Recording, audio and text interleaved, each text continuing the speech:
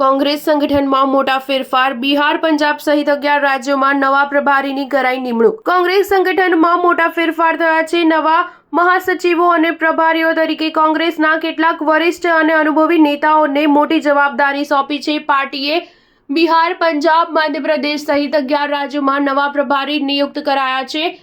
ભૂપેશ બઘેલને મહાસચિવ બનીને પંજાબની જવાબદારી સોંપવામાં આવી છે। આ સિવાય સૈયદ નાસિર હુસૈનને મહાસચિવ બનાવીને જમ્મુ કાશ્મીરની જવાબદારી સોંપવામાં આવી છે। અજય કુમાર લલ્લુને ઓડિશાના પ્રભારી બનાવાયા છે। બિહારમાં આ વર્ષના અંત સુધીમાં ચૂંટણી યોજાવાની છે। તેમાં કોંગ્રેસે કૃષ્ણા અલાવરુને બિહારના પ્રભારી બનાવ્યા છે। હરીશ ચૌધરીને મધ્યપ્રદેશના, BK હરિપ્રસાદને હરિયાણાના, મીનાક્ષી નટરાજને તેલંગાણાના પ્રભારી બનાવાયા છે। આ સિવાય રજની પાટીલને હિમાચલ પ્રદેશ, ચંદીગઢના પ્રભારી બનાવ્યા છે, જ્યારે કોંગ્રેસે કે રાજુને ઝારખંડના પ્રભારી બનાવ્યા છે। ન્યૂઝ 7 હંમેશા સચ્ચાઈની સાથે।